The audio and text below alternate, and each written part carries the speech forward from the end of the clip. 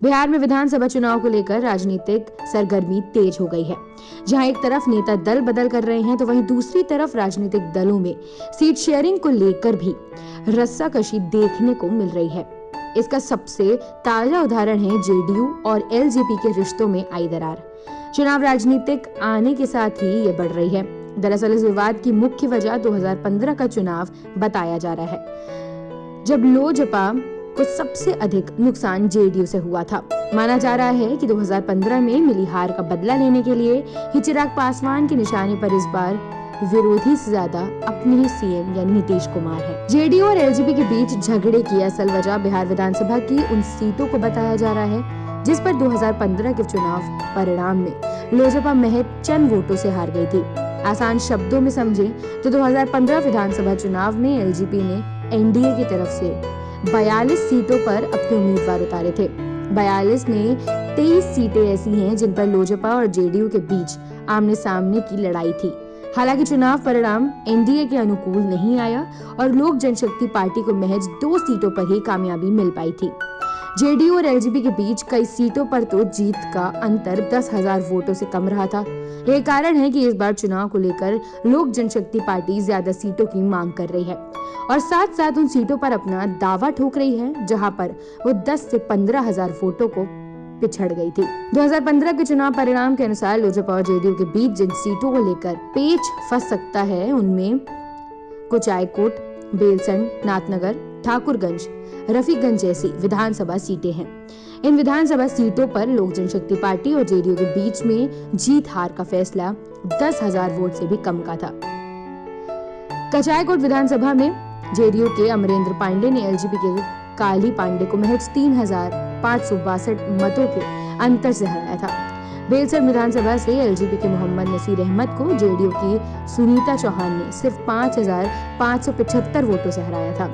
नाथनगर विधानसभा से जेडीयू के अजय मंडल ने एलजेपी के अमरनाथ प्रसाद को 7,825 वोट के अंतर से हराया था। ठाकुरगंज विधानसभा में जेडीयू के नौशाद आलम ने एलजेपी के गोपाल अग्रवाल को 8,037 वोट के अंतर हराया था। रफीगंज विधानसभा से जेडीयू के अशोक सिंह ने एलजेपी के प्रमोद सिंह को 9,525 वोट के अंतर से हराया था। इन 5 सीटों के अलावा कई ऐसी और सीटें हैं जिन पर जेडीयू लोजपा के बीच में जीत हार का फासला महज 15,000 से भी कम का रहा है। यही कारण है कि लोजपा सुप्रीमो चिराग पासवान जनता दल यूनाइटेड के सीट शेयरिंग के मामले पर किसी तरीके का समझौता करने के मूड में नहीं है।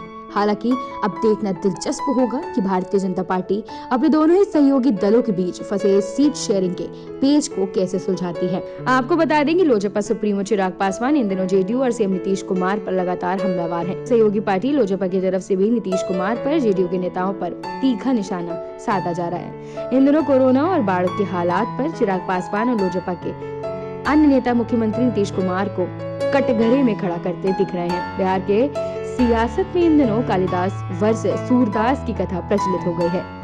जेडीयू से चिराग पासवान पर कालिदास ने बनने का आरोप लगाया जा रहा है। जेडीयू सांसद ने उन्हें कहा कि चिराग जिस डाल पर बैठे हैं उसी को काटने की कोशिश कर रहे हैं। वहीं लोजपा प्रवक्ता अशरफ अंसारी ने कहा कि जेडीयू सांसद लल्लन सिंह सूरदास हो गए हैं। उन्हें बिहार की बदहाली दिखाई नहीं पड़ रही है। बिहार कोरोना और बाढ़ से जूझ रहा है, लेकिन उस हालत में भी बिहार सरकार के पास इनसे निपटने के लिए पुख्ता इंतजाम नहीं है।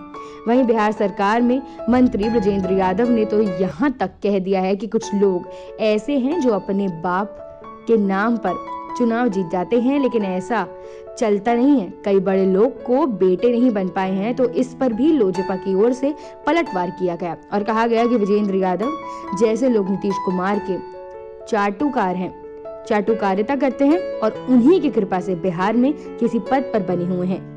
मुझ पर प्रवक्ता ने कहा कि खुद नीतीश कुमार प्रधानमंत्री नरेंद्र मोदी की कृपा पर बिहार में मुख्यमंत्री बने हुए हैं। अब देखना ये होगा कि बिहार एनडीए में मचा घमासान किस निर्णायक मोड़ पर पहुंचता है। क्या लोजपा जेडीयू से अलग होने के मूड में है या फिर भाजपा इन दोनों के बीच सामंजस्य बैठने में सफल हो पाएगी।